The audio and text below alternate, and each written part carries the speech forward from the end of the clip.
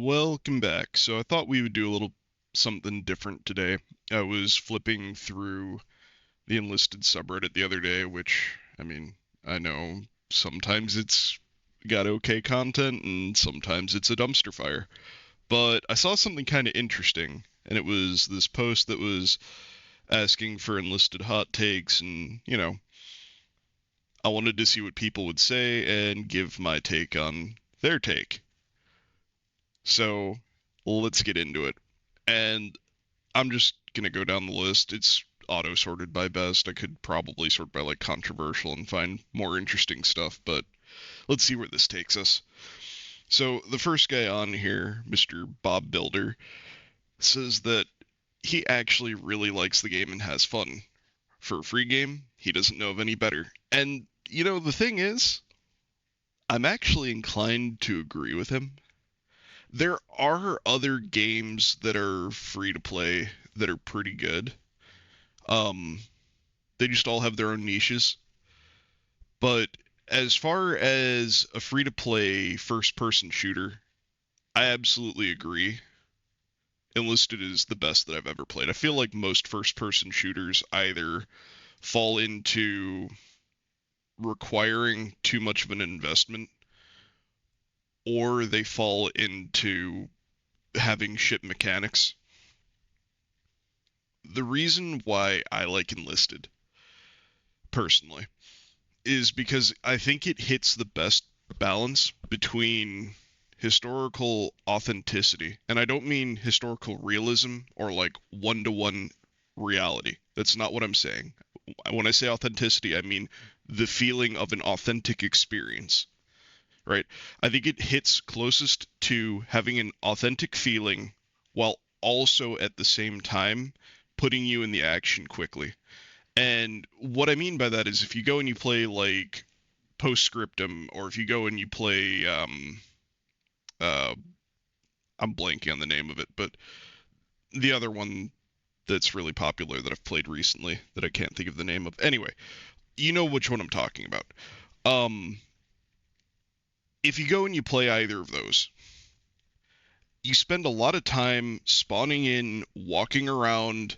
You get shot from something that you can't see. You spawn in, you walk around some more, and you end up spending a lot of time walking and not a whole lot of time in the action. And don't get me wrong, that's much more authentic to what being a soldier's like.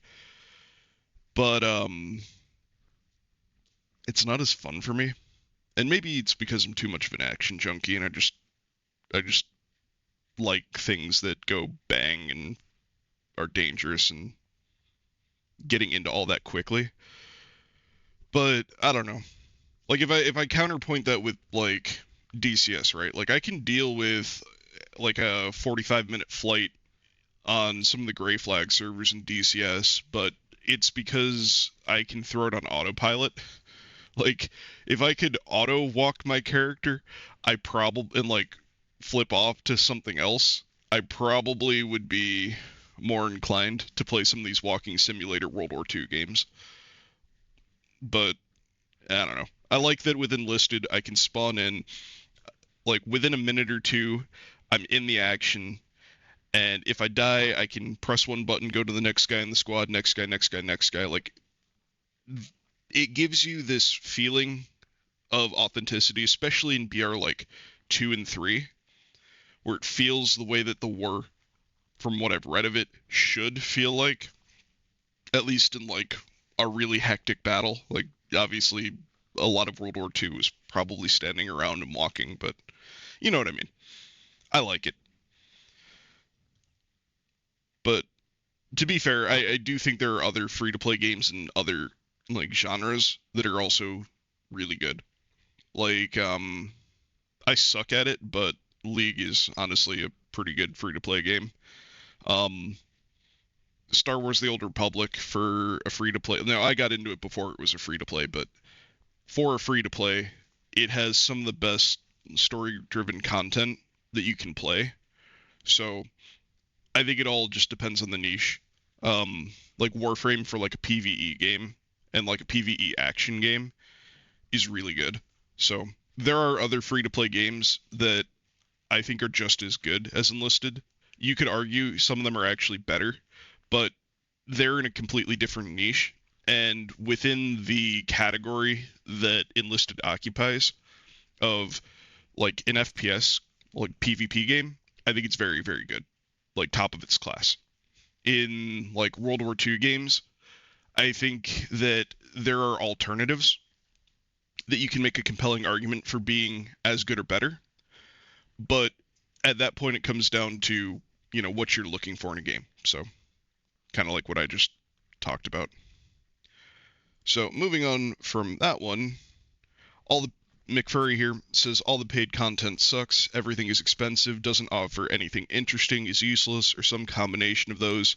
You can't even notice a difference between the original vehicle and the skin. Gold Order soldiers are inconsistent. The devs might add at two in one pass, or maybe a machine gunner, two in the other. Some old Geo soldier don't have the max stats.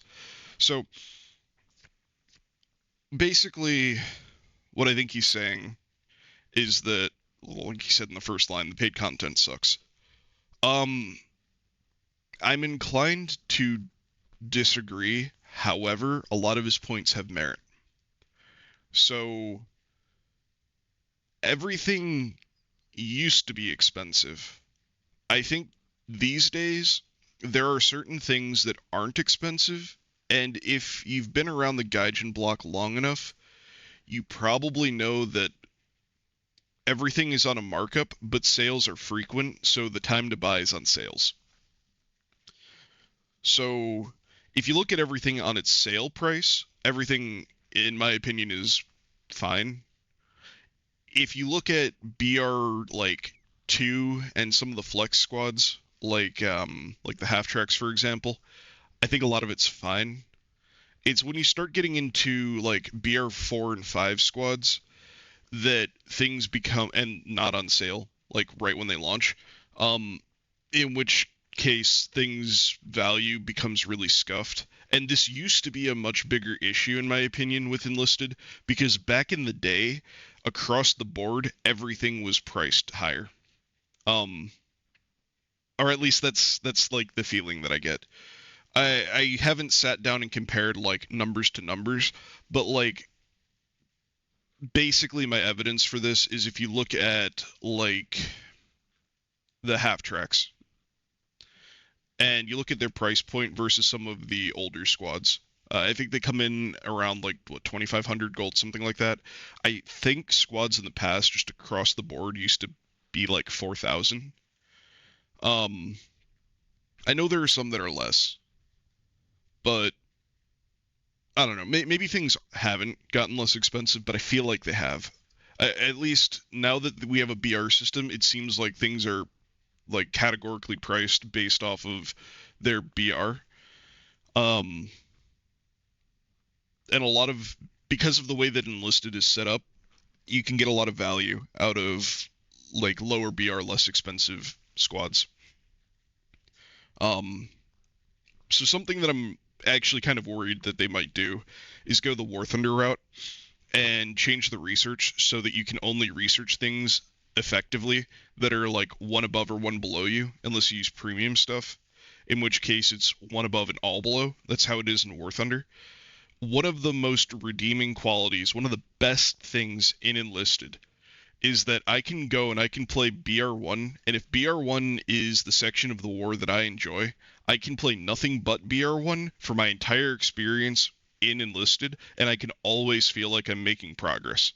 Like, one of the biggest things that keeps some of my friends from playing War Thunder is that they don't like top tier. They like the feeling of unlocking something and researching something, but they feel like it's so insurmountable because they're at the point where the only things they have left to research, because they do sometimes play like high BR, are things that are in like BR7, but they don't want to play anything in BR6 or 7. They want to go and they want to play like World War II stuff, but you don't even make a dent in researching things. If you go and play like BR3 or 4, and you're trying to research BR7 because it has like diminishing returns for every BR step you are below it. So when you play Enlisted, the fact that you can go in and you can be like, hey, you know what? I love playing with bolt action rifles. BR1 has protected matchmaking now and only sees up to BR2. I can actually run a lot of bolt action rifles. Yeah, I've got to play a little bit like safer and more to distance, but I can be very competitive running my bolt action rifles at BR1, and that's what I like to do, so I play BR1, right? Like you can be that person and you can research everything in the tech tree, and even though you may never use it, you still get the satisfaction of unlocking new things. So I think that's a great feature in Enlisted. I think that gives value to a lot of these lower BR squads, and a lot of these lower BR squads are less expensive. So the other thing is he mentions that they don't offer anything interesting. I think that really depends squad to squad. There are genuinely some interesting things that they've come out with. So, for example, let's go with an event squad. They came out with the MG39s over the summer, and I think they're really cool because between them and the MG45, which is a premium squad, those are the two MG42 adjacent guns that hit the kind of fire rates that we all fantasize about when we think of an MG42. Like the MG39, I think, is firing around 1300, 1350, something like that. And the MG45, I think, is like 1600 rounds a minute. So they both shoot really, really fast. And I think the tech tree MG42s all shoot at like 990, 980, something like that. The MG15 shoots faster, but the MG15 is just different. It's not as stylish as an MG42. It's more of like a jank pipe gun. Um, so I think they're cool. I think that they offer something different than what you find in the tech tree. You could definitely make an argument about the APCs that came out in the spring, the boys carrier and the half track for the Germans, the SDKFC, like whatever, 241, 242, whatever, with the short 75. Like they're definitely different and unique, and that's just free content. When it comes to paid content, you have things like the Katusha for the Russians. You've got things like the Panzerwerfer for the Germans. Those are extremely unique. Um, and then it depends on what you're looking at and what you consider unique when it comes to guns, right? So if you're playing Tech Tree Germany and you didn't play Stalingrad, the Suomi boys are unique. Number one, because they're using a Finnish gun. But number two, because there's nothing PPSH adjacent other than the Suomi in the German tech tree. Now, if you played Stalingrad, that's not true because you just have captured PPSHs. Um, so I do think that there are things that are unique. The Moroccans for the Allies are extremely unique. Yeah, it's just another bolt action rifle, but it's using a French rifle with a completely different sight system than virtually every other gun in the game. Um, yes, it's just an iron sight, but the way that the front sight fork works is a little bit different, and they're all dressed uniquely, and they look really, really cool. So I don't really agree with that, but I do think that that point has merit. There are a lot of premium squads in the game that don't feel any different, and some of them aren't different. Like there's like a premium Jumbo, there's a premium Panther, there's a premium Arasaka squad for Russia, which at the time was actually unique, but now that we have Japan, it's not. Um, yeah, there's a whole variety of different squads that don't actually feel different, especially some of the legacy ones. I was gonna make some videos highlighting some of them, but since they did the AT Soldier update, I probably need to like re-record the audio, and I never have gotten the like footage put together for them. Like I recorded it, but I didn't edit it. But I'm thinking like the Beretta 1918, things like that, because there are premium squads of them, but they're also in the tech tree, so there's really not a whole lot of difference between them. Or like there's the grease gun squad for the Americans, et cetera, stuff like that. So there are definitely things that are not unique at all. Um, And to be fair, having a take that the paid content sucks is probably a good thing that somebody can have a take like this in a free to play game, because if all of the paid content is excellent, that either means that they've come out with the most banger of banger cosmetics that we've ever seen, which, come on, it's a free to play game, so let's be real, that probably is not the case.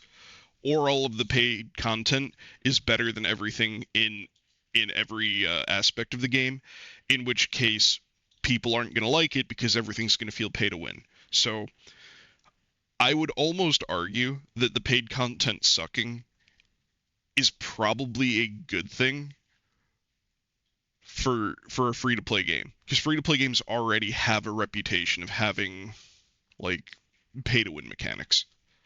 I don't agree with this with Enlisted. I think it's pay to progress faster, or pay for uniqueness, or pay for convenience. But you can make the argument. There's definitely been releases with War Thunder that were like pay to win esque, like when the K50 first came out. Um, I think Gaijin has started to learn from that sort of thing though. And it seems like more often these days they release some sort of counterpart at the same time, or something that counters whatever that vehicle is, but that's not always true. So do that as you will. Um, that being said, he also has a point with Gold Order soldiers are kind of shit. Um, Traditionally, I feel like Gold Order vehicles have been iffy at best. So some of his take absolutely holds water. That being said, I think that Enlisted is more nuanced than that. So moving on to Din Din Din. Here's an oddly specific one. The update for Guerrillas that gives them an extra 4 TNT sticks is almost always more of a downgrade than an upgrade. I agree. It makes it so that after dropping a stick on the enemy tank, you have to hit the mine button again to pull out the plunger. This adds a whole nother step, which is annoying for a class that heavily relies on its speed when you're doing a task that also heavily relies on speed so you can blow up the tank before getting gunned down. And that's not even considering how horrendously buggy the TNT is for some reason. Feels like a solid 25% of the time I push the plunger, it just doesn't detonate. Adding a whole other step that just makes more opportunities for bugs to happen. I wish there was a setting to configure it so it automatically switches to the plunger like usual, but you could voluntarily place more sticks if you like. So I agree. Um, I mean, I could just leave it at that. I do agree. But to build off of that, I think the main reason why the TNT bonus sucks on the Guerrillas, and I do try to run one guy with the extra TNT on my Guerrilla squads, but the main reason is that the Guerrillas excel in their ability to play havoc in enemy backlines, to infiltrate, to harass, and they can really be a force multiplier. However, if you're going to sit there and use the TNT, what you probably are going to be doing is not running at a tank and putting it on the tank. You're probably going to be laying ambushes, in which case you're going to put it down, like sit in some rubble or a building or whatever, and wait for a tank to come by. And the entire time that you're sitting there is time wasted that you could go be harassing the enemy team. And so I feel like, generally speaking, mines are much more effective because I can leave an AT mine on a high traffic area and blow up one of their tanks, and I don't have to be there to watch it happen. Or I can place AP mines in high traffic infantry areas, and I can take out squad members or place them on beacons and take out whole squads or whatever, right? Like, I can go into the enemy backline and I can play havoc and I can absolutely disrupt them. And the ability to move quickly from flashpoint to flashpoint, and to move quickly from like side objective to side objective as a guerrilla squad is their most valuable asset. And so I agree that when you are playing them like a traditional TNT unit where you just walk up, place block, walk away, click plunger, it's inconvenient. And that is why I keep it on the one guy, because sometimes I do need to be able to just run up to a tank and put it on there. But again, that's exceedingly rare. More often than not, I'll like use the throne packs or I'll have AT mines down, or whatever, right? Like, I just find that my guerrillas are more valuable in other places. But yes, I absolutely agree with everything that he says here. So Craig Mafnu, Craig Mafus,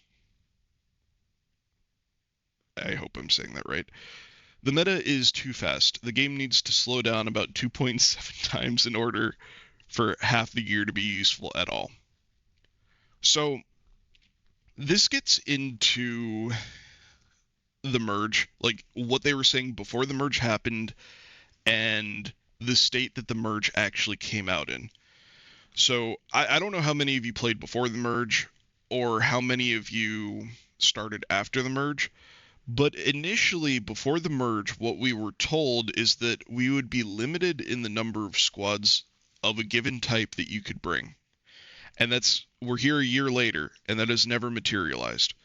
So back in the day, when you had a campaign, um, you would have a number of each type of squad that you unlocked throughout the campaign, and to some extent, especially for newer players, this is still the case. So, for example, you'll get your assaulter 1, 2, 3, and 4, right? Um, Theoretically, if you're a like free to play player, you could have like 3 assault squads plus like a tank or plane or whatever, right? Um, Plus maybe you've got like a premium assault squad, so you've got 4 assault squads. Um, what I could do, and mind you, compared to that lineup, this doesn't change anything functionally, which is I think why they didn't end up putting the limit in. Theoretically, I could make a lineup where I have like a tank and then I've got 10 assault squads. I mean, does it matter? Because no, you're rotating every third squad or whatever. Um, so no, having all the extra assault squads doesn't make a significant difference. However, having 4 assault squads, period, does add to this problem. I feel like back during the campaigns, it was much more common to have more squads, and I talked about this in one of my like more podcasty style videos. I don't remember which one, but back in the day, I feel like I ran more squads that were not assault or assault adjacent. And what I mean by that is nowadays we have guerrillas, which are basically assault squads, but they go behind enemy lines. We have paratroopers, which are basically assault squads, but they pop up anywhere. We have half tracks, which are basically assault squads, but they ride around in a truck. Um, Plus we've got machine gun squads, which are basically assault squads, but they hit harder and they're more cumbersome to use, right? Like we've got flamethrower squads, which are basically assault squads, but they've got flamethrowers, right? So when you get people that are running lots and lots of these assault and assault adjacent squads, even if it's like a non-premium free to play like 4 squad lineup, right?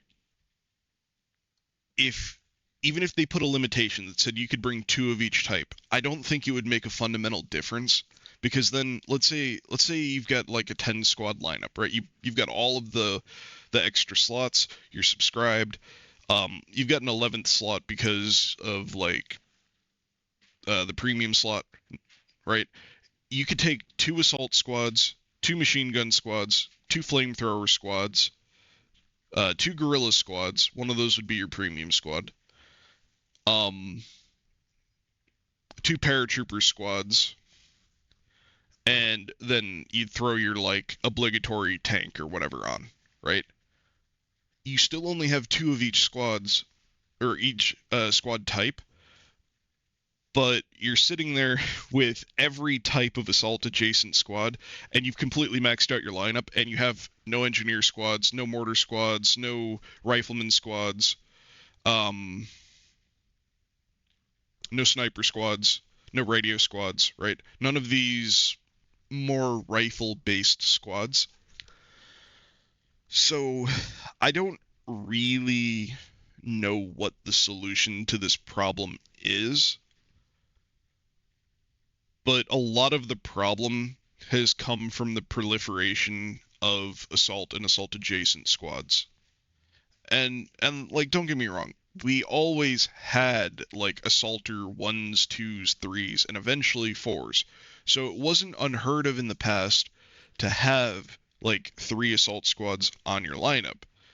I think the reason why it feels different now is that most people that played the game were not at the end of the progression for a given campaign. And so they didn't have 4 assault squads to use. They had like 2. And so they had to fill in the rest of their lineup with other options. Um, Nowadays, because lots of people brought extra squads over from the campaign merge, because there's all of these assault adjacent squads, so on and so forth, it's really easy, whether you're a free to play player or you've got every squad slot in the game, it's really easy to fill out a lineup with nothing but automatic weapons. So, or automatic adjacent, because again, flamethrowers, right? I don't really know what the solution is. I agree that it's probably an issue. I would like to play a game mode that is more authentic in what your squads carry. Um, I've mentioned before that they should have some sort of like realistic slash sim mode with a set list of what you can bring each day. Um, and my theory behind that is they tell you like here's a list of like weapons and vehicles that you can bring. My idea wasn't here's a list of squads that you can bring, but now that I think about it, it might actually be even better if they also included a list of squads that you could bring for it.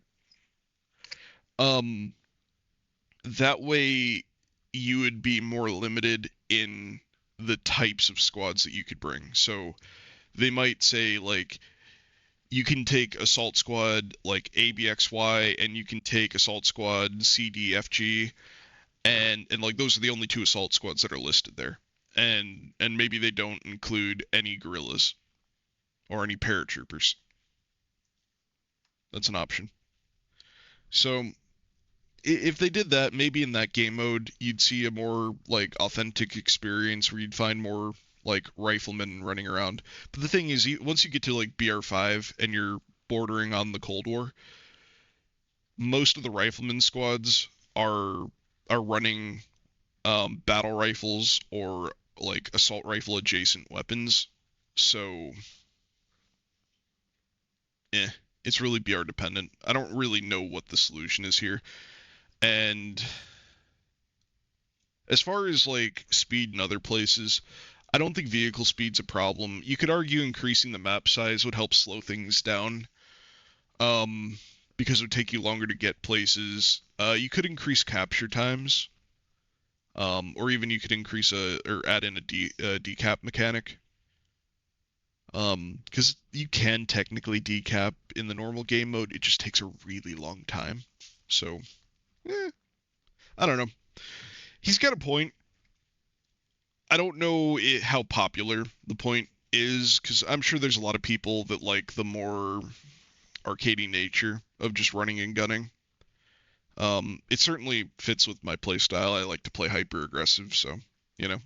But I'm not opposed to slowing things down. I do really miss playing in Moscow and running around with bolt action rifles primarily.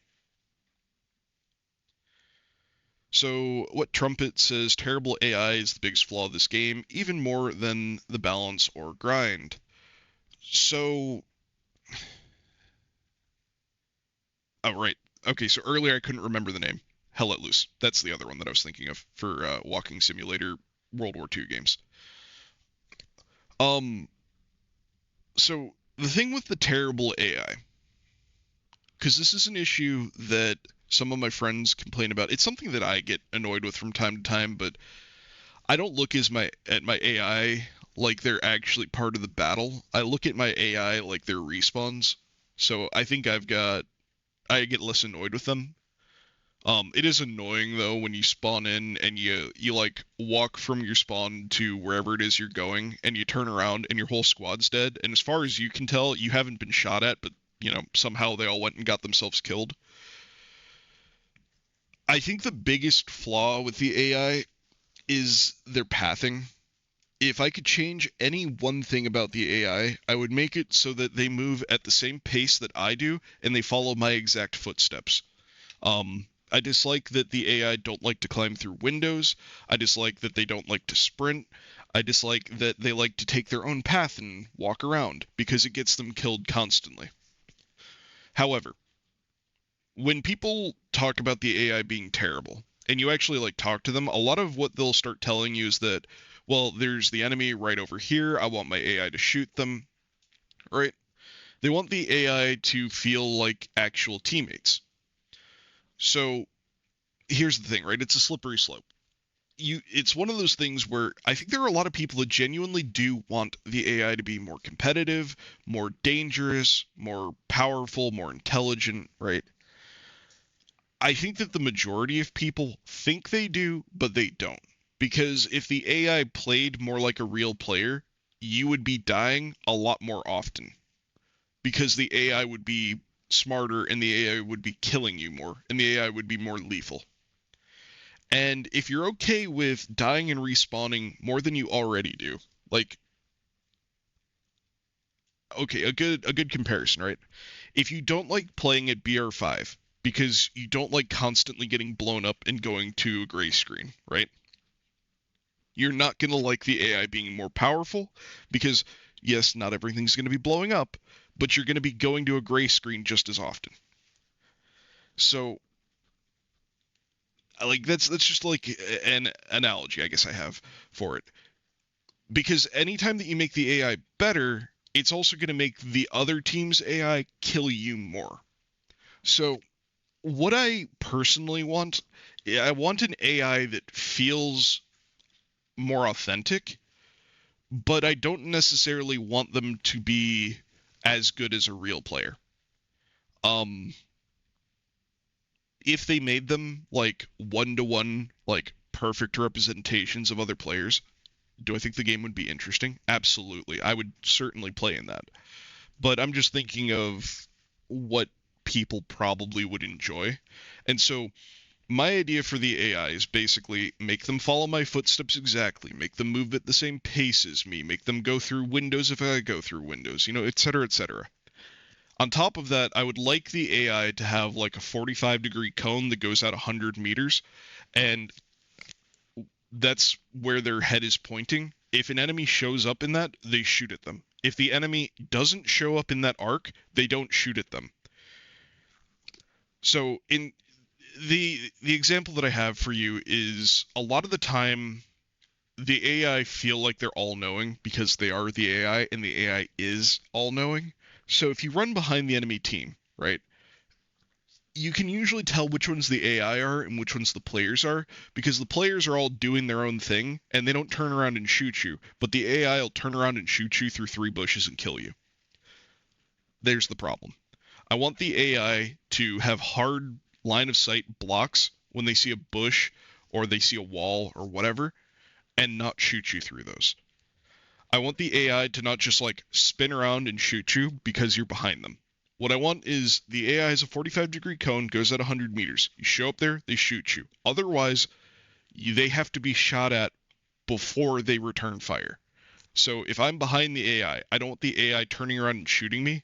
I want to take a shot at the AI, and then once I've taken that shot, they activate and they're alerted, and now they turn around and they start searching for where the shot came from. So what I want is a more authentic AI, not necessarily a better AI. And by being more authentic, they will be better, but I don't want them to become like the Ubermensch.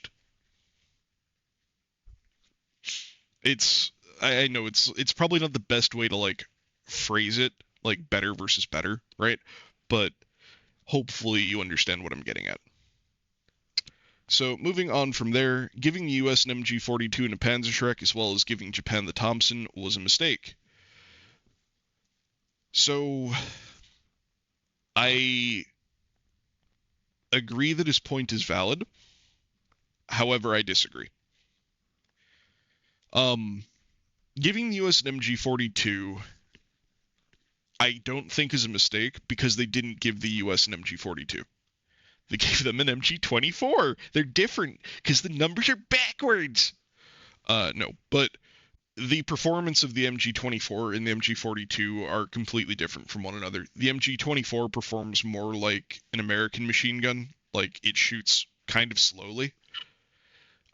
We're talking like 600 rounds a minute versus almost 1,000 on an MG42. I actually wish that the Americans got an MG42, just one-to-one MG42, because it would have given a greater disparity between the 1919 and an MG42, and they would have like distinctive different use cases. As far as the Panzerschreck, I'm inclined to agree. I also kind of feel the same way about Russia, but I also understand that Russia doesn't really have a whole lot of domestic anti-tank launchers during the Second World War. They have domestic copies that they built that I wish we would get, that would at least look slightly different and feel more Russian. Um, we're already pushing the envelope like towards Korea with the Americans.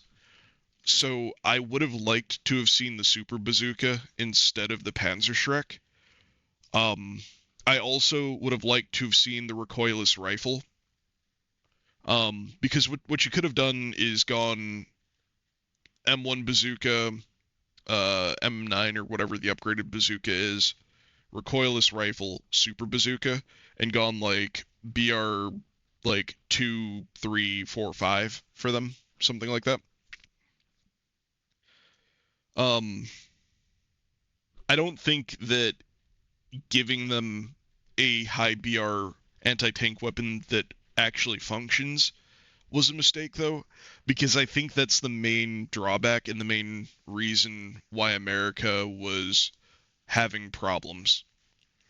Um, at least it gets rid of the main complaint that American players had. Because their whole thing was Tiger 2H's are too powerful. I can't kill them even though we've got the best cash in the game. Um, Now they can't really bitch, can they? And giving Japan the Thompson, it's fine. The thing is, both sides did capture weapons, and I don't think that this is the same issue that we have in War Thunder with captured weapons. So, um, to give you an example, right? If you play War Thunder and you play Sim, a lot of the time on the set list there are captured weapons available. The problem is when you're flying an American plane on the German side, even though it's got iron crosses on it, even though it's got friend or foe markers that help to differentiate it, its silhouette still looks like an American plane. So it opens you up to being killed by your teammates. It also allows you to kind of fool the enemy, but like you're really playing with fire there. That's not an issue in Enlisted because we don't have anything like that. Does it homogenize the game? Yeah, a little bit. But I also think the captured weapons are interesting. So as long as they don't become the norm, I don't think it's that bad. If they do become the norm, then maybe it does become an issue. So moving on from A2 Steak Sauce 89, we should not move into the Cold War, but back into World War One. And going off of him, uh, this one would be happy to just get the Spanish Civil War. There's room there. There's Assan's overdone in Tannenberg for that, right? So my take during the campaigns was that having the campaign system offered Enlisted a unique position that no other game on the market had. And by the way, this is an argument for why we should have still had campaigns and not gotten rid of them. The campaign system was completely unique to every game on the market.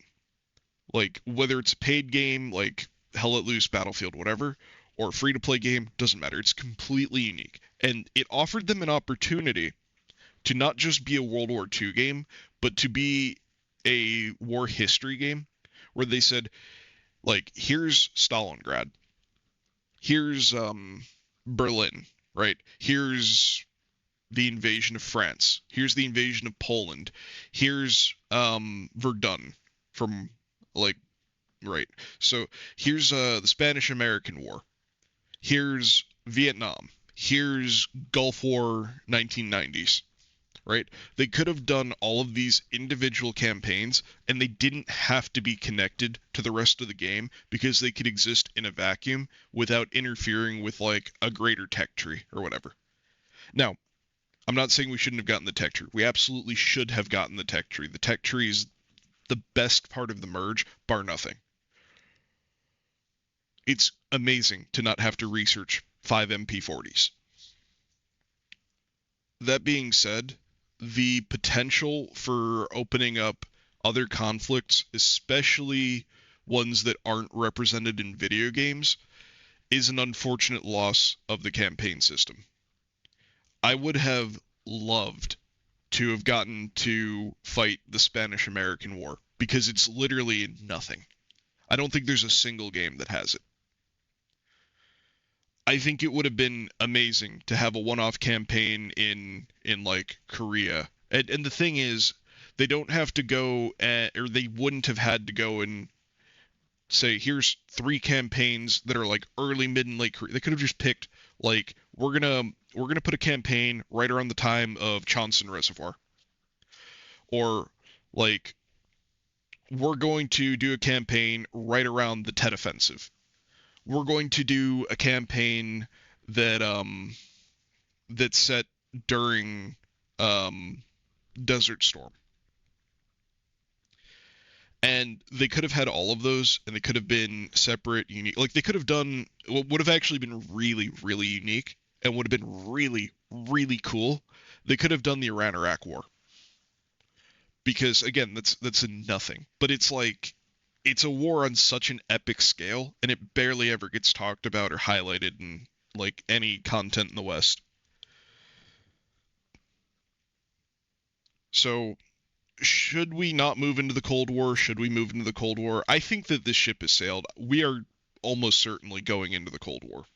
Um, One of the problems with the tier system that we have in this style of game is that generally they're very good at progressing forward, but they're not so good at progressing backward, which isn't to say that it can't be done. Like realistically, what they could do is they could say BR1 is actually BR3 and BR5 is like BR8 or whatever, and then they could backfill and make a new BR1 and 2, and they could put in like all sorts of World War One stuff and all sorts of interwar stuff between World War One and World War Two, and they could throw in some maps that fit that, and that would also allow them to backfill into the invasion of France, the invasion of Poland, stuff like that. That would be really cool. I would be all over that. But realistically, I think that we're much more likely to see the invasion of Italy presented because they can add in stuff in like the BR 2, 3, 4 range. Especially they can help flesh out BR4 since BR4 is kind of not really existent. And they can finally allow you to choose whether you want Italian squads or British squads because like that whole update can focus on here's UK forces, here's various Commonwealth forces from the Empire, and here's Italy, and here's Italian forces. Um, I think that's more likely if they're going to like backfill to do something in the middle than to go before the scope of the game. But I would like to see both. I would like to see them move backwards and forwards. I just don't know if we'll see that happen. It would be really cool to get the Russo-Japanese War, like the first Russo-Japanese War. Um, but we already have a lot of stuff that's Korea adjacent, so I feel like we're going to head towards Korea. I also feel like adding in Korea allows them to have flex maps that work between Korea and Manchuria, which allows them to put in content for China during World War II, Russia and Japan before World War II, and Russia and Japan or Russia and America towards late war, post war. Um, I just think that that offers a lot more content, and it offers a lot more reusable assets for different eras of the game that are already represented. So I think that's more likely to be the direction that they go in. Moving on from there should be a bike squad that's a Jeep with 4 soldiers. Um, they do need to come out with like a Rider 2 squad, which we've talked about being like me and Josh, for example, have talked about it being like a Willis Jeep or like a Kubelwagen. That being said, the revamp of the bike squads really didn't do much for me. I still think they're too small. Um, if it were me, I would make them 5-man squads. So you have a driver, you've got 3 passengers, and you've got the guy on the gun. Um, that's the way that I would handle it. But yeah, I'd probably make them Rider 2s. I'd make them have the same ammo drop off thing that the bikes have. I think that would be fine. You could even make Rider 2s like a flex between what a Guerrilla is and what a Rider squad is. Um, actually, what they should do, not necessarily make them flex with Guerrillas where they go behind enemy lines. What they should do is they should give the Riders a unique mechanic where they can capture bases, flags, whatever, just like infantry can. Like you'd still have to dismount to go and arm a bomb, for example, but like if you drive the vehicle onto a capture point, you don't capture it. But pulling a page out of Company of Heroes book, if you're running the like armor command in I think Company of Heroes 1, you probably can do it in 2 and 3, I just don't remember. You could have an upgrade that made it so your light vehicles could capture strategic points. They should piggyback that same system onto Rider 2s and put Rider 2s in like Kubelwagens, Willis Jeeps, whatever, and just make them 5-man squads. Um, yeah, I like that. Do like 3 riders and then offer 2 specialist slots. Like have an engineer and like a radio guy, or like an engineer and an AT guy, whatever. Um, I might even specifically opt out of giving them an AT guy because of their other bonuses. So they'd have the option to take like a radio operator, an engineer. Um, I don't think there's a point in assaulters because then you could just like take more riders. So you give them engineers, radio operators, maybe a sniper. Because at least then you can like ride around to the flank and jump out and be a sniper. So, yeah, I think those are the 3 choices that I would offer them. Um, moving on from there, there should be more structures for engineers to make, like sandbag walls, or at least let us stack. I agree. Pre-made trench options, I agree. So, we've talked about this a little bit before. I think there should be more unique structures for each specialist squad type. So there should be like a command post or like a medic triage center where you can go to pick up like more squad mates to like refill your squad after some of them have died. Because how many times have you gone and captured an objective and half your squad's gone? You could just mill the squad and respawn. You could just push on to the next objective, but it would be really nice if you could refill your squad and then go to the next objective. It would reward you for at least keeping part of the squad alive. So I like that idea. They could put in a heavy AA gun. Think like right now we have like flak 37s and like 20 mils, whatever. They could add in like a 75 for the Americans, an 85 for the Russians, and an 88 for the Germans. Just like a heavy position. Um, there's some others they could come up with. I had a list of them that I had put together a while back. I just don't remember all of them, but you get the idea. Just different structures that set each squad apart, kind of like how the machine gunners can build heavy machine guns, the flamethrowers can build amponets, etc., etc. But pre-built trenches would be really nice. Um, I would make it so you still need to bring the shovel, so it would take longer to set up.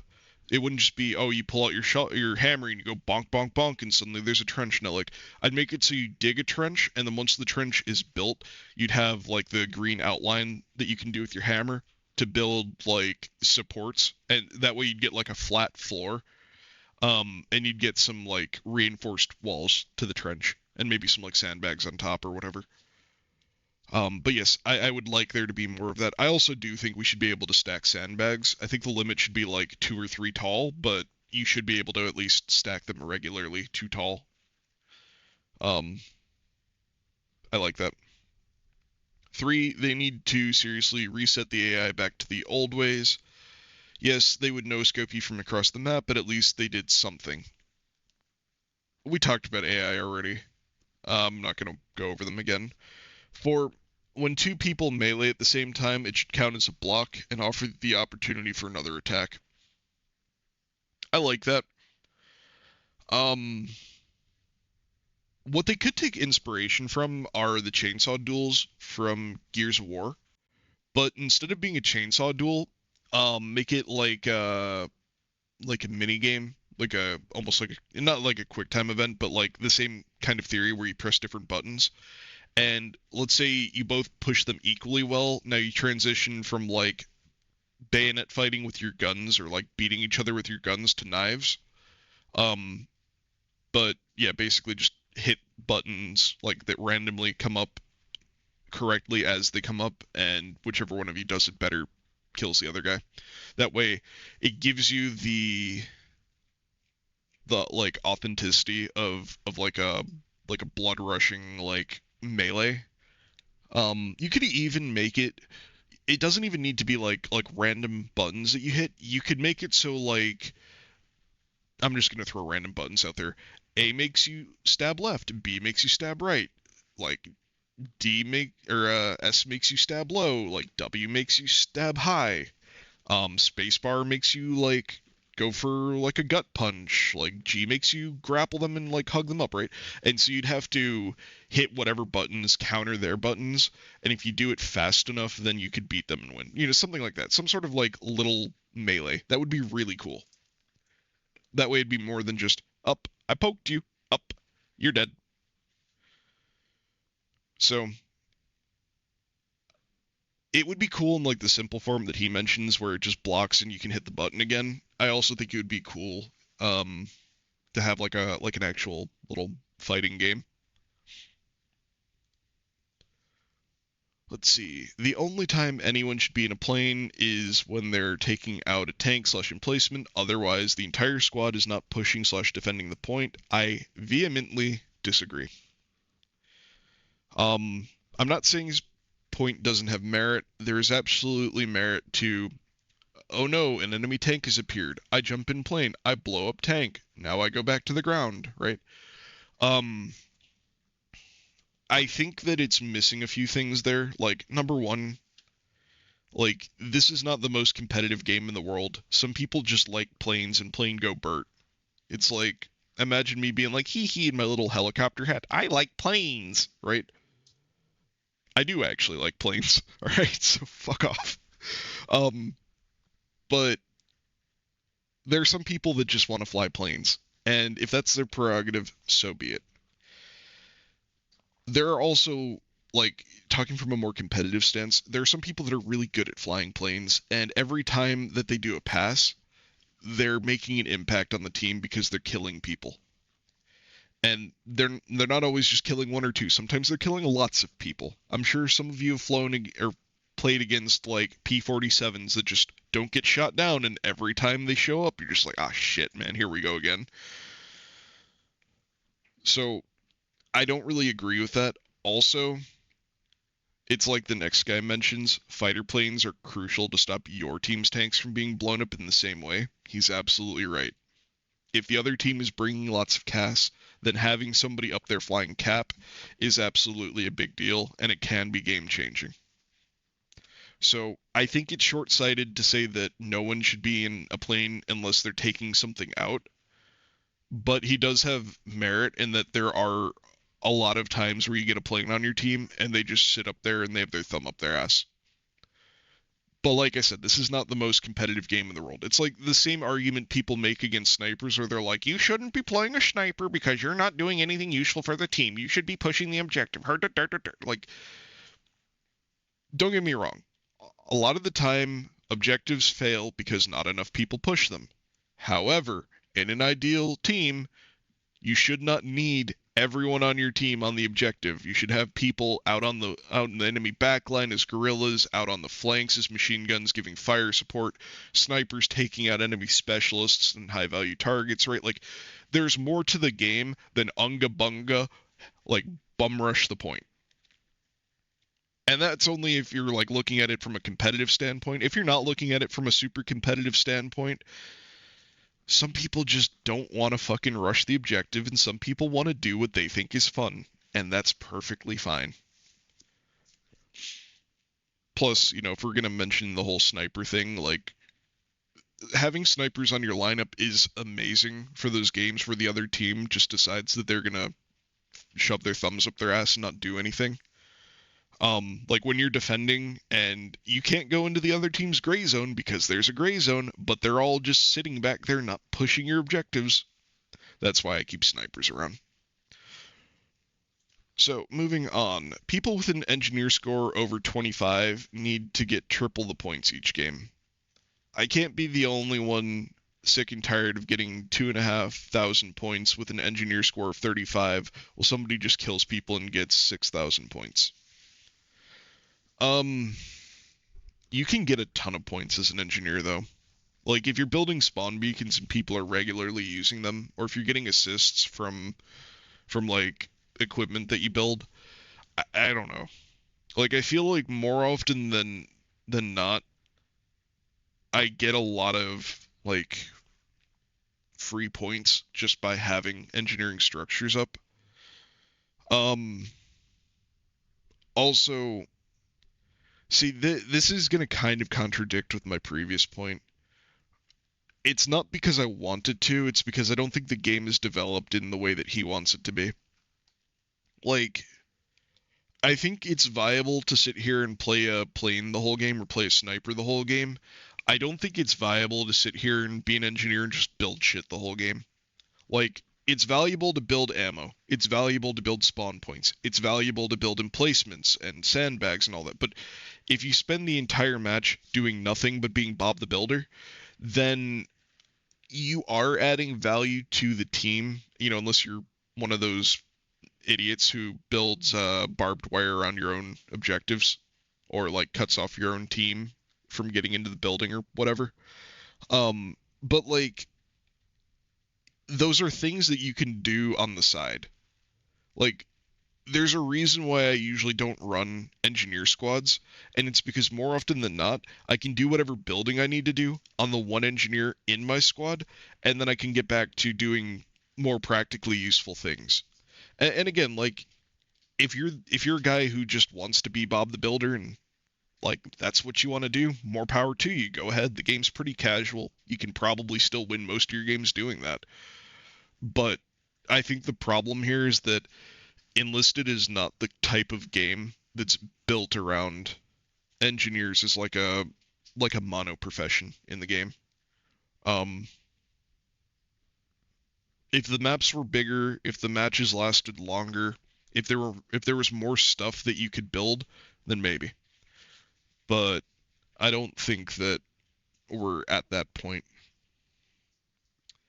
But they could make more points for what they do. It's just I don't know. Like what they do is valuable, but I also feel like wiping the enemy's tickets out is probably more valuable. I don't really have a strong opinion on this one. They can have more points. It also means that like Johnny who's killing the enemy team is probably also going to have more points because he's probably building ammo or he's probably also building a spawn point. So it is what it is. They didn't need to merge the maps, just the tech trees for nations, so you don't need to unlock, for example, the MP40 4 times, then separate the maps into their respective campaigns. We kind of touched on this before. I agree. Um, a lot of the push for a merge came from more than just the tech tree. Like, for your average player who didn't care too much about the greater state of the game, who just wanted more quality of life, the main benefit was the tech tree merge. Absolutely, I agree. But there was a lot of push for the merge because of player counts and player separation between different campaigns. And the game is already very like swingy in which nations are dominant, where for a long time we've had like a dominant Germany, but there are times when we've had like a dominant America or whatever. Um, and that goes for like the entire game now, but back in the day that was isolated to campaigns, but sometimes it could last for very long periods of time. Like I remember when Berlin was like uber Russian. And if you played the Germans there, you were just going to get stomped and steamrolled constantly. But eventually that did change. It's the same thing with Tunisia. Tunisia was notoriously always the Allies winning. And then after the Italian paratroopers came out, then suddenly it was the Axis for like from then until the merge happened, which was only like 2 or 3 months. But in that time period, it completely swung from the Allies always winning to the Axis, just total domination. Um, and then in my experience, Normandy and Moscow were probably the two most balanced. Um, I feel like you could play either side in both of those and you could do really well. It just depended. So I understand the need for the merge from like a player population perspective. That being said, we've already discussed there are some things that we lost with the merge. Like I do really like the idea of picking a campaign and having that campaign be like you get weapons from 1942 and 1943. You get to play on like Stalingrad maps, or you get to play on like Tunisia maps. Like I do really miss the feeling of I want to go fight in the desert today. So, you know what I did? I went and fought in the desert and just the desert. Um I don't know, it made it feel different each time that you logged in, whereas now you can kind of just get thrown wherever.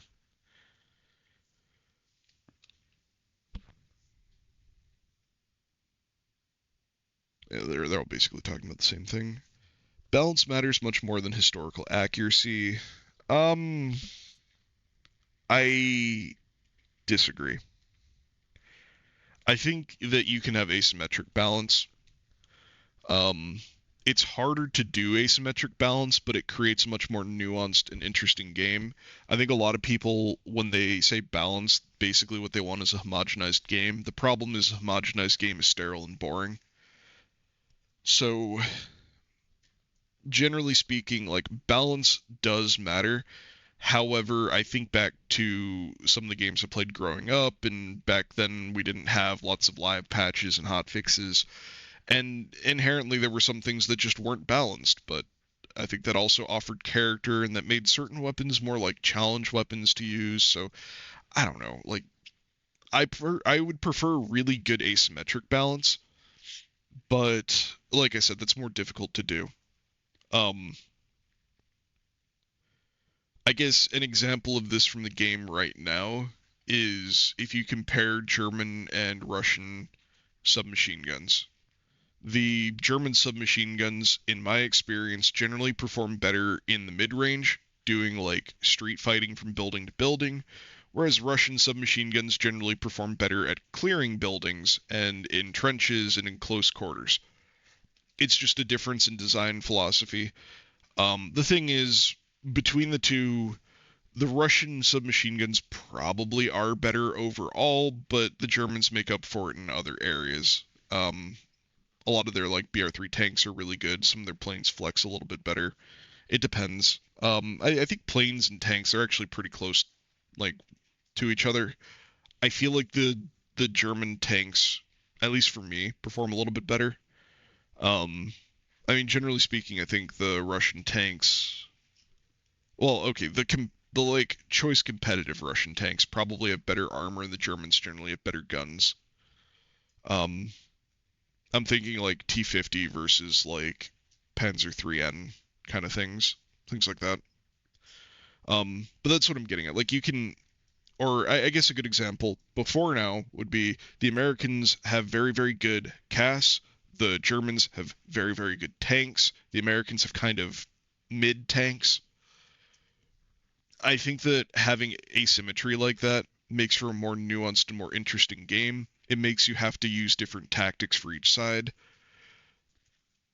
I mean, I know that there's an argument that at the end of the day, does any of it really matter? Like people are just going to use whatever is best or perceived as best, whatever, right? Um, and I agree, people can optimize the fun out of things. So I don't have the answer to everything. I prefer asymmetric balance though to homogenized balance. Um, I think that historic accuracy though is more interesting to me. The other thing is that when people talk about balance in a game like Enlisted, we like to get hyper fixated on like small details, and there is a difference. Like there is a competitive difference between a grease gun, a Thompson or a bar, and an STG 44. However, I don't think that difference is anywhere near as significant as people make it out to be. I think from my own experience that you can bring a BR2 lineup or a BR1 lineup and go against BR5, and if you're a competent player, you can do just fine and end up in like the top third of your team very comfortably. I also think that World War II games of days gone by have proven that you don't inherently require a BR system separating small arms in a World War II game, even though statistically there are certain weapons that are significantly more powerful than others. When I say significantly more powerful, it's that difference is nowhere near as big as the difference between like different technologies and like tanks or planes as they've matured. Examples I've used in the past are like if you look at War Thunder, the difference between having like IR countermeasures on your IR missiles versus not having it, or having Doppler radar versus not having PD, it offers a much bigger difference in your capability than having a gun that shoots marginally faster or shoots and hits a little bit harder. Um, yeah. Moving on from there, bolt actions are 100% viable until BR5. Yeah, I agree. Even at BR5, you can use them, but you have to be much more careful at BR5. But even up into BR4, they are very effective. And if you're not taking them on riflemen, like if we look at snipers, you can take semi-auto snipers at BR3, 4, 5. However, depending on what you're doing with your snipers, a lot of the time, bolt action snipers are more effective because you actually kill the guy when you shoot them. Semi-autos are fantastic if you're not going to use them as a real sniper. If you're going to use them like a designated marksman and you're going to be mobile and you're going to use them to push objectives and you're going to use the scope and you're going to use the iron sights because a lot of them have dual sights, then having a semi-auto sniper can be phenomenal. But if you're just planning on being a bush Wookiee or camping out on a building or whatever, right, and being like a traditional sniper, the bolt actions, even at BR5, are going to be more effective. And the thing is, you can extrapolate that out to normal bolt action rifles. Like, if you're pushing objectives and you're on the front line, shooting faster is more valuable. But if you're going to play second rank and you're going to get fire support, you can make a compelling argument for putting some bolt actions in your squads.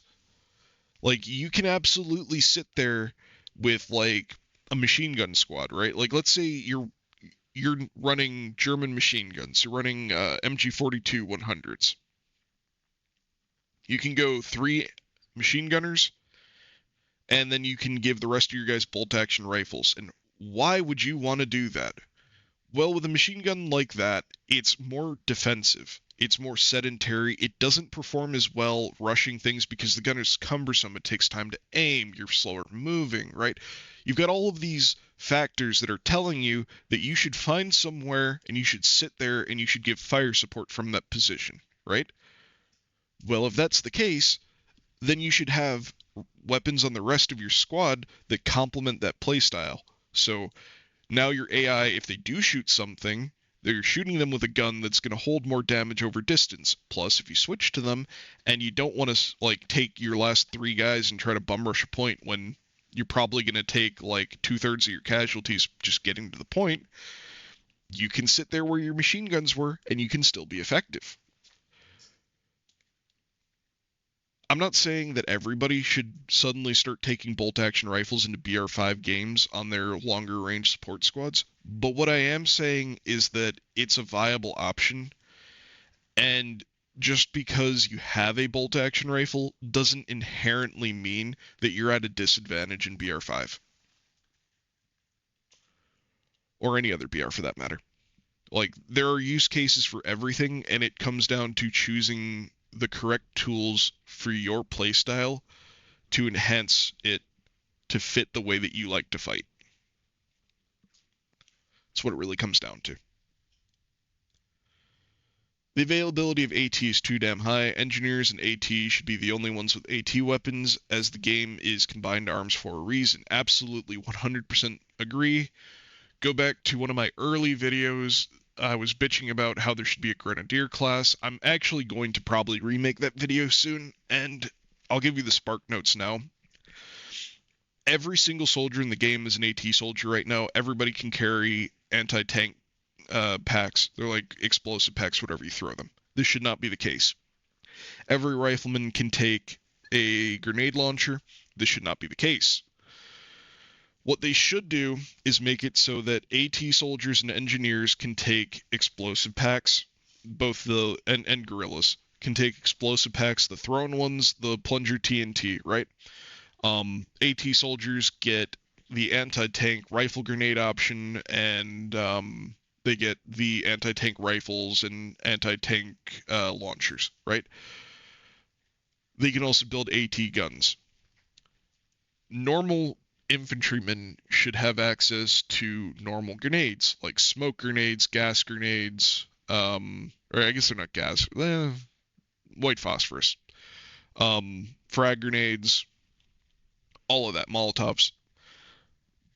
But all of the anti-tank weapons should be focused on guerrillas, engineers, and AT soldiers. And then we should put in a grenadier class, and the grenadier class should be a specialist who can add one onto like all of your squads you normally would be able to, or like 2 or whatever. They get the option to take all of the grenade types, including explosive packs. They get the option for TNT charges. They get the option for the rifle grenades. They come with grenade bags by default. Stuff like that, right? Because the thing is, one of the biggest complaints in this game is that, oh, the tanks shit in the gray zone and they don't do anything. They don't put. Well, the thing is, when every single soldier in the game is an AT soldier, and you can put not just one, but like multiple AT weapons on almost every soldier, because you can take one guy and you can give him an AT mine, you can give him an explosive pack, you can give him a grenade bag, give him multiple explosive packs, to be honest. And if he's a rifleman, you could give him like a rifle grenade, which I don't know if you can put the AT rifle grenades in normal riflemen. I think it's exclusive to AT soldiers, but you might be able to put it on normal riflemen. I can't remember. But I know you could put at least the AT mine and the AT pack that you throw on a normal guy, whether he's a rifleman, assaulter, whatever, right? Why would a tank ever want to push out when everybody around him that he's pushing into has the potential to kill him? And I mean, this isn't like a strange or foreign concept. If you look at Battlefield, Battlefield was around for years. Battlefield had specific classes that got AT launchers, they got specific classes that got C4, they had vehicles that could take AT weapons, right? But your normal average soldiers couldn't do that. And the thing is, not every soldier needs to be able to deal with tanks. And if not every soldier can deal with tanks, then there's more incentive for a tank to actually push out and do something. So you can't sit here and expect tanks to actually push out and do something while at the same time expecting everybody to be able to kill tanks. You just can't have it both ways. And I'm not saying that this will automatically fix the problem. There's a good chance that tanks will still continue to like sit on their ass in the gray zone. But at least at that point, you're going to get more people who are going to be more willing to push out because they don't have to worry about every single guy in the 9-man rifleman squad in front of them trying to kill them. And believe me, as somebody who has 9-man rifleman squads that have AT packs and everybody, I will sit here and throw one, switch to the next guy, throw the next one, switch to the next guy. And I can keep throwing them until I get it on your tank and blow it up, which, to be fair, is probably going to be the first or second one, but sometimes they bounce. So yes, I agree with this guy. The game was never historically accurate to begin with, and people that consistently complain about inaccuracy should look elsewhere. I agree. They're not wrong. Um, Understandable, but it should at least be believable. Read is authentic. I don't want to see some guy in samurai armor killing dozens of guys with a Type 11. I actually kind of like the samurai armor guy. I think he's kind of neat. As long as it doesn't become the norm and they don't like fill the game with that, having kind of neat Easter egg characters like that is kind of fun. There are better examples that they could use, like the guy who went ashore at Normandy with like a longbow and a greatsword. But I don't inherently think that it's awful to have one guy in samurai armor. Um, but yes, I also agree. Historic accuracy is not the 100% main focus of the game, but I do think historic authenticity should be. So I don't think that we should see like a whole army of guys in samurai armor. Having one is fine, having two is not. Um, Having like a whole lot of outlandish weird things, not really great. I think that we should be pushing for a feel that feels like it could be real, even if it isn't. Just something that feels correct. We should be able to give the M30 drilling to Luftwaffe pilots. I agree. And while we're on the topic of the Luftwaffe drilling, it should have access to the rifle round. Right now, it's just a double barrel shotgun. I would use it a lot more if it also had the rifle barrel. You can use the switch fire button the same way you would for like switching from full auto to semi-auto, and on any gun that does that, you could switch from shotgun to rifle. But it is a gun that needs a rework, and you should absolutely be able to put it on pilots since it is quite literally a pilot survival weapon. I think Enlisted would have been fine if the developers added the battle rating system to the campaigns. I think that would have gotten messy. I don't agree with that. We already established that there were already player count issues being divided between all of the campaigns. If you divided people even further into battle ratings within those campaigns, I think that would have made things worse. I think that the solution to perceived imbalances in the campaigns is simply the tech tree system, because by not having to research things multiple times, it makes it so that once you play through one campaign, you would not have to start any other campaign for the most part. There are probably some examples where you would, but you wouldn't have to start other campaigns from nothing. Um, that might impact the campaign experience negatively. Like, one of the benefits of the campaign system, since everybody had to start from level 1, is that you always had people running around with like large amounts of the level like 1 to 10 equipment, which probably made the campaigns feel more authentic and helped to artificially limit some of the higher end weapons and make the whole experience feel more authentic, because you'd have like one or two squads rolling around with top of the line stuff, whereas like in real life most of the squads probably wouldn't be running around with like Fedorovs, for example. You might see like a special squad in the area that was running around with them. You get the idea. So I don't think that the campaigns and the battle rating system could have worked together. I think it would have been too limiting. Um, with the BRs in the campaign, you wouldn't be seeing new players with just bolt action rifles getting destroyed by veteran players with high ranking equipment. That's true, but again, I think this fails to take into account the player count issues. Because let's say you're already dividing people like 5 or 6 ways from the different campaigns. Now within each campaign, you'd be dividing people like 2 or 3 ways. I don't know. It could probably work, but it would probably have a difficult time. It would probably help to fix the imbalances in some of the campaigns. The other thing that would have really helped to solve some of the imbalances in the campaigns is the tech tree, because one of the issues that the campaigns had is that certain nations got power spikes at different points in their progression through the campaign. So there's also the issue that some nations are just more popular than others. So like America and Japan and the Pacific, Japan has never been super popular.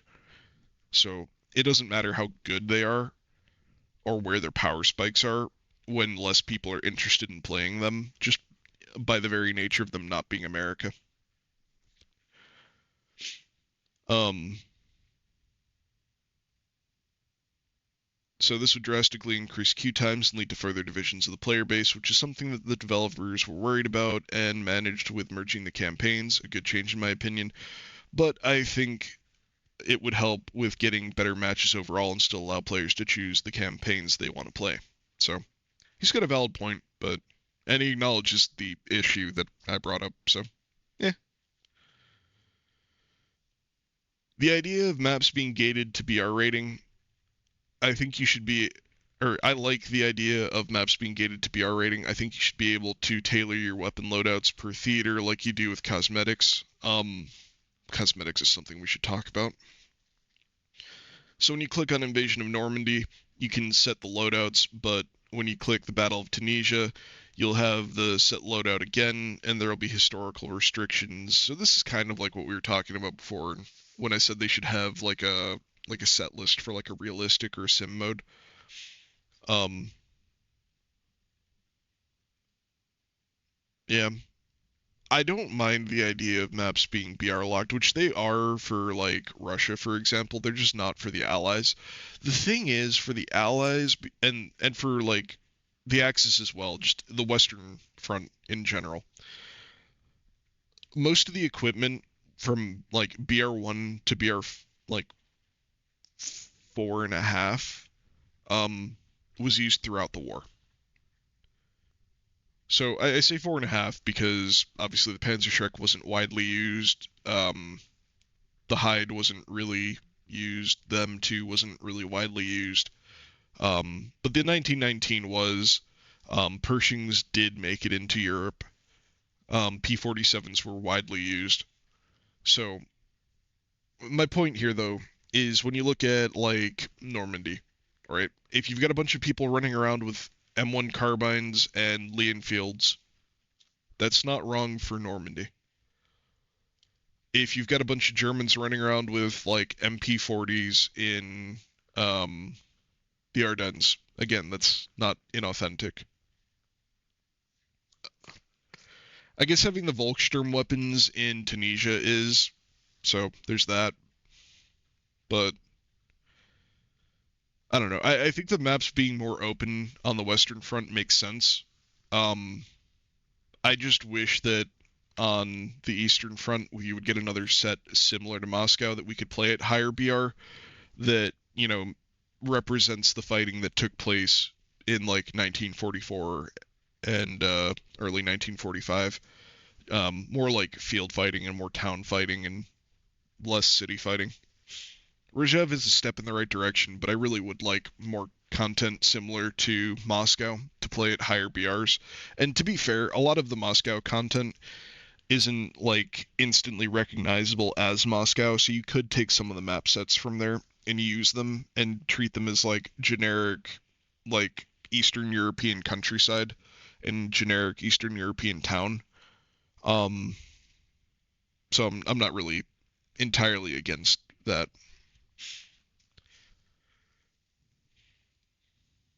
Um let's see. Anything new? The research of new weapons and vehicles is god tier compared to games like War Thunder, where you need to use GE with free research points that are useless. That's kind of a weird take. You don't need to do that in War Thunder. Um, you absolutely do not need to use free research points in War Thunder. You absolutely do not need to spend gold on that. If you have premium time in War Thunder, that's enough. If you've got premium time and a premium vehicle in War Thunder, that's better. Don't get me wrong, researching ground stuff in War Thunder is like ass cancer. It takes forever.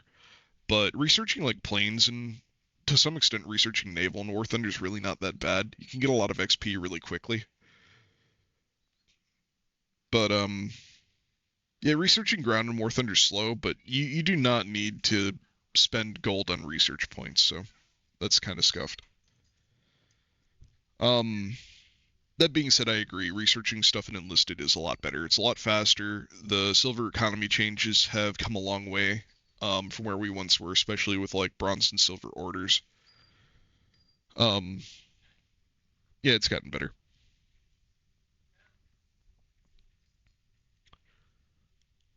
Players at BR 3 to 5 are worse than the players at 2 to 3. Um, I think it's a difference in playstyle. I think he also might just be having bad teammates. But I think 2 and 3 are a lot more interesting and a lot more fun than 5. I think there's more nuance. I think 5 these days has come down to equipping like 3 rifleman squads and giving them all like FG-42s or T-20s or Type PA automatics or whatever, right? Um, if that's what you're looking for, you want like lots of automatics and lots of explosions, then that's fine. But I think there's more to the lower BRs.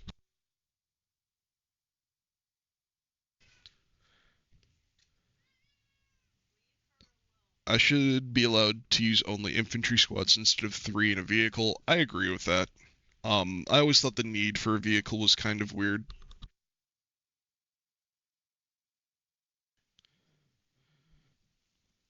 Um, as long as that vehicle can be an APC or a half track, then that's probably fine. But yeah, I absolutely understand the desire to use more infantry squads. I don't think you should be stuck using vehicle squads, especially because the AI can use vehicle squads now. So yeah, I agree.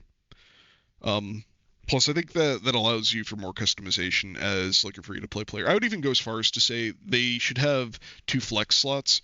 So you should be able to do 2 vehicles and 2 infantry, or you should be able to do 4 infantry. Um, because there are absolutely free-to-play players out there that I'm sure would like to do 1 tank, 1 plane, or like 2 tanks or 2 planes or whatever, like 1 fighter, 1 attack plane. Any combination of this. So I agree. They should change that up. Um, I guess that might not work because you have to rotate 3 squads. So they should at least make it so you can run 4 infantry squads. I agree.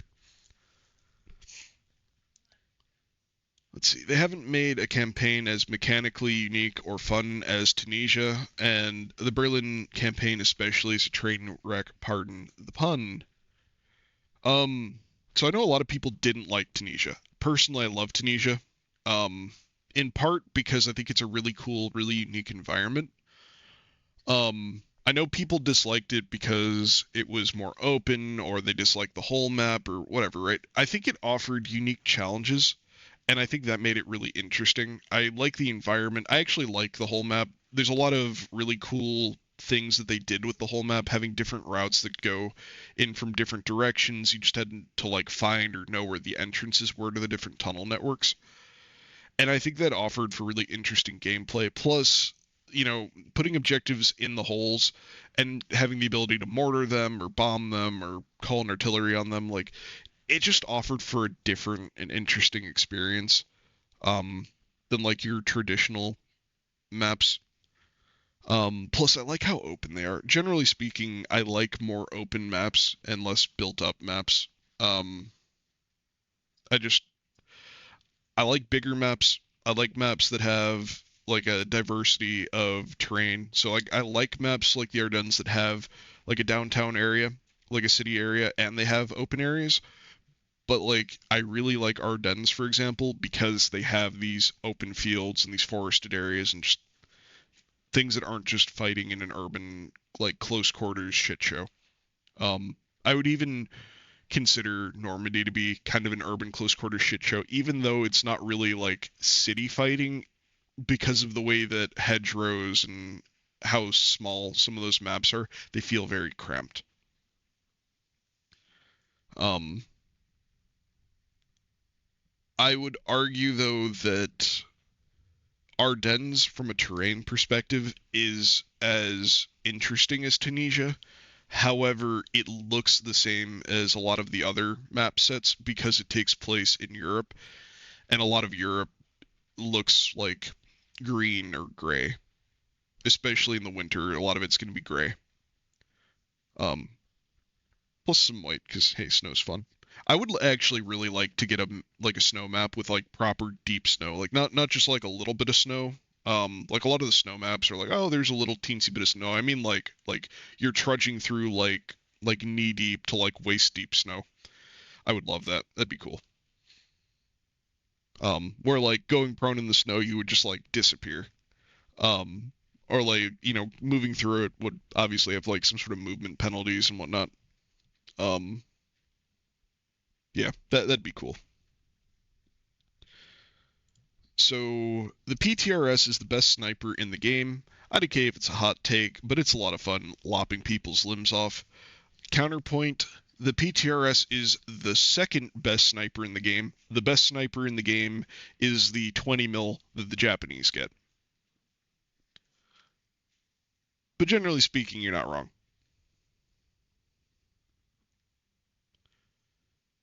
So, yeah, that's all I got on it. This guy's not wrong. The PTRS is a great sniper.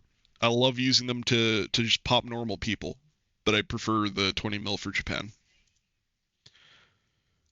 Spawn was a bomber pilot with an atomic bomb after a 100 kill streak. Um, they have that in War Thunder. So this is going to be more of a complaint about War Thunder than this. My issue with the nuke in War Thunder is that it ends the match. I don't think it should end the match. I think it should kill everybody on the map, and it should be like a levolution, like change to the map. But I think you should be able to keep fighting on the map after the nuke goes off. Obviously, there would have to be like a more radioactive area, like ground zero, basically where the bomb went off. But the area around that should be low enough that you'll survive at least until the battle's over. I don't know if that would work in Enlisted. Like, it's definitely a theory for like BR5.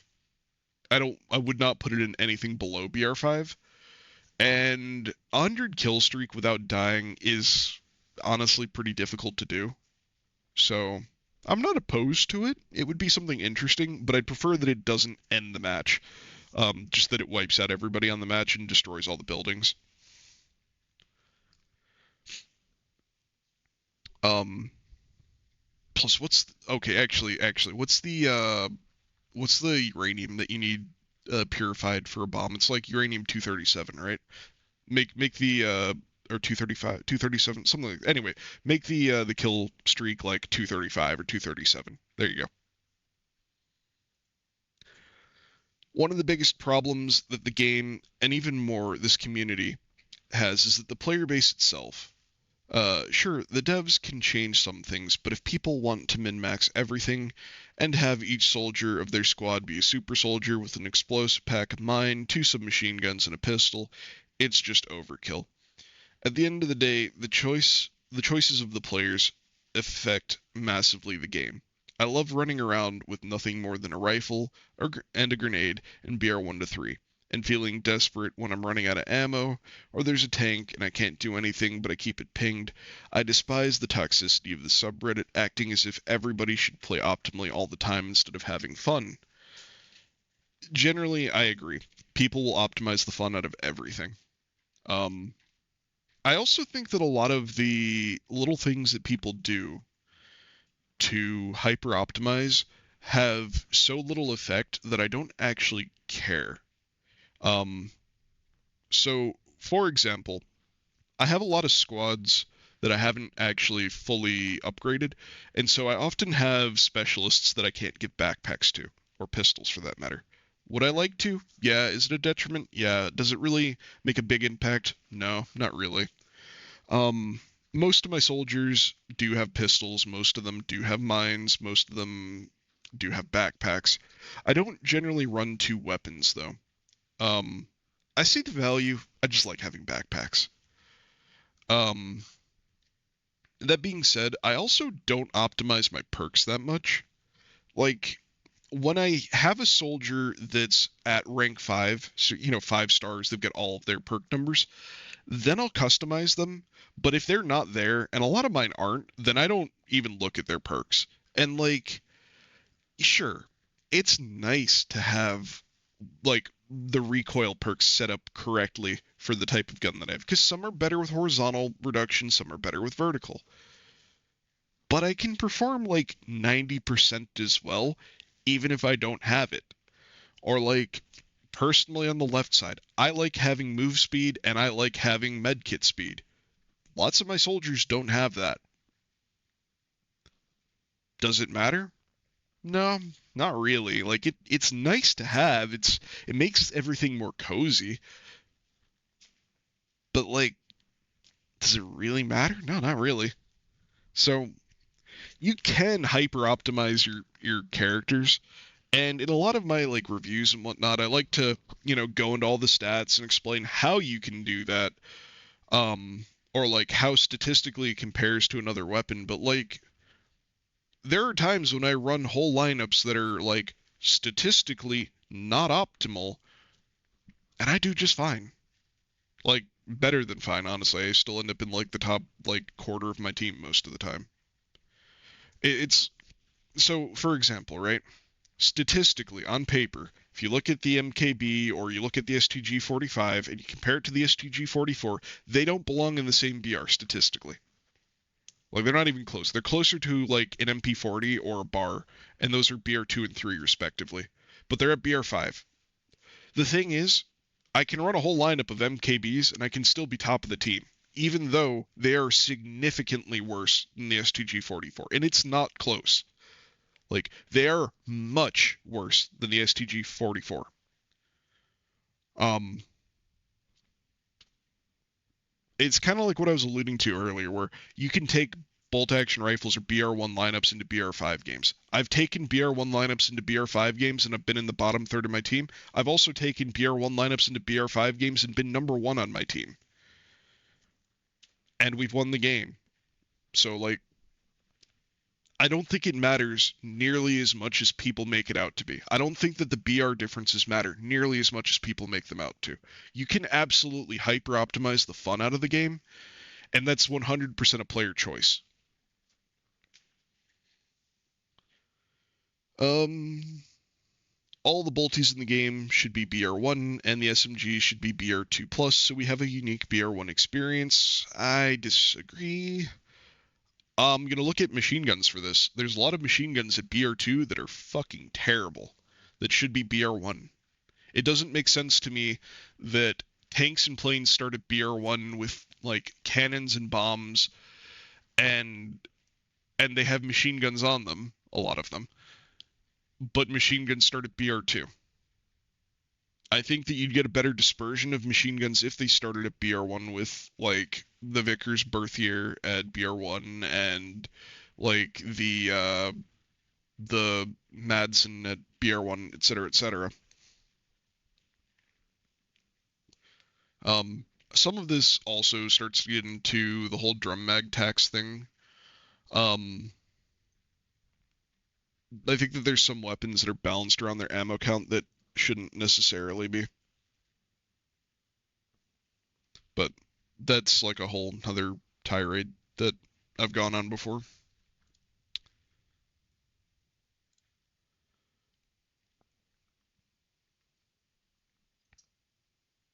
I think we're starting to run into a lot of samey stuff. Enlisted is better than Battlefield 5, I agree. There should be a game mode with players only, like Hell Let Loose, but more arcade.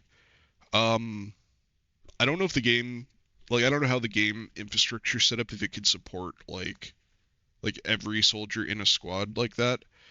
Um, I feel like if that's what you want, you can play Hell Let Loose, but at the same time, Hell Let Loose is a lot of a walking simulator, so it would definitely be interesting if they could set up a game mode like that. Like they do have a players only thing that you can set up for custom battles, but what it does is it gets rid of your squad. It doesn't keep like it doesn't put like 9 guys into one squad. Like you don't have like a 100-man team, right? Um, I don't know how the netcode would handle that. I just don't know enough about it. I don't know if it's robust enough. Maybe, maybe not. Um, generally, when you scale up players, you have to scale down fidelity. Um, it depends on how many people you have, how much is going on like the server side and the client side. Like it's more complicated, and I don't know enough about it. So it would be cool, but I don't know if that's ever going to be a reality in Enlisted. Um, but there are things like Battlefield and there are things like Hell Let Loose, so there are options. You just have to give and take in other areas of the game for that sort of thing. Uniforms are ugly as shit and need to be overhauled, made cheaper, given more variants. Yeah. Um, I don't think that many are ugly. I do think that we need to be able to set uniforms the same way that we do camos in War Thunder. Um, like for example, if I bring my like German camo uniforms, right? If I equip it on like Normandy, even though we have the same uniform in like Stalingrad and Berlin and Ardennes, um, I'll only have it in Normandy, and I feel like I should be able to use it in all of them. Um, like the Italian uniforms as well. There are Italian uniforms that don't inherently look like desert uniforms because they're like dark uniforms or they're marine uniforms. I should be able to take those and equip those anywhere. Um, I understand not taking like a fur hat into Tunisia. Like there should be some limitations, but those limitations should be severely reduced and the like ID tags for uniforms should be normalized across different locations. So like if you've got one of these camo uniforms that appears in like multiple campaigns, they shouldn't be separate IDs. They should all be a shared ID on like the game side. So if I equip it in Normandy, then that squad should use it in every single place where it can use that uniform.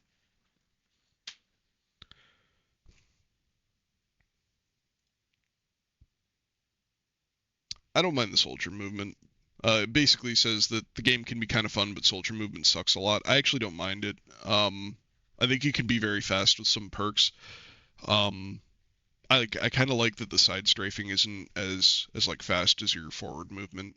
Um, I don't know. I'm sure it could be better, but it's not bad enough for me to be like, oh, it's terrible. I think that Japan is fun if played correctly. Yeah, Japan can be a blast. They have some of the best weapons in the game. Um,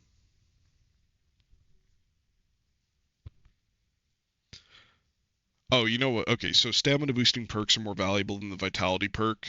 It helps you clear longer distances faster, especially with the flask and melee changes, which is better than possibly surviving one extra hit from a rifle. I rarely think if only I had 35% extra health during the game. I often want to reach positions ASAP. Um, I think it's a mixed bag. He's right that it's valuable to get around. The flask existing, I think invalidates his point though. Um, the one perk that gives you more stamina, like more total stamina, yes. Stamina regeneration, though, not really. And I don't think that they're better than Vitality, but I think that also might come down to a playstyle difference. If I can get shot more, then all the better. And the thing is, if I'm running around the map, there's a good chance that I'm getting shot at while I'm doing it. So if I can survive extra hits, I might get where I'm going, so I can build like a flanking rally point or whatever, right? So he has a point. I just think that Vitality is the best perk in the game, bar nothing, and I don't even think it's close. I think it's so much better than every other perk in the game that it should be removed. Because it's just not a choice for me. Like if I have 16 points in Vitality, I am taking Vitality on every soldier.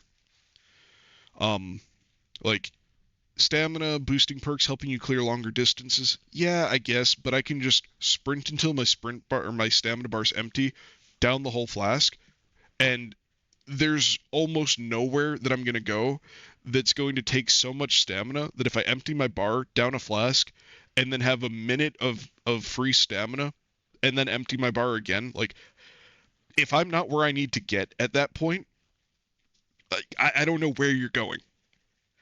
So I see his point, but I think the flask invalidates the need for stamina perks. I think vitality is like head and shoulders above every other perk in the game. Just being able to survive extra hits is just really, really good. So I think I'm going to stop there. Um, there are some other ones in here, I'm sure, that have valid points. U.S. and Soviet factions aren't that good. I disagree with that. They just played by the best players. I also disagree with that. I think Soviet submachine guns are probably the best in the game. And I think everything else that they have is good enough, and they have a tool that fits every role. So I think the Soviets are kind of sleeper and underplayed these days. I think the U.S. now finally has all the tools that they need, but I think U.S. players are generally not as good as other players. But we talked about that in the past. But yeah, we're gonna end it here. Let me know what you think down below. What are your hot takes? Um, I might, depending on if you guys have good hot takes, I might highlight some of them in like a follow on to this. Um, we'll see. But I am curious to see if you agree with some of these, or if you disagree, or what you think your hot takes are. Um, I'm sure some of my responses are in and of themselves hot takes. So, as per usual, get out there, kick ass, take names, and win your games.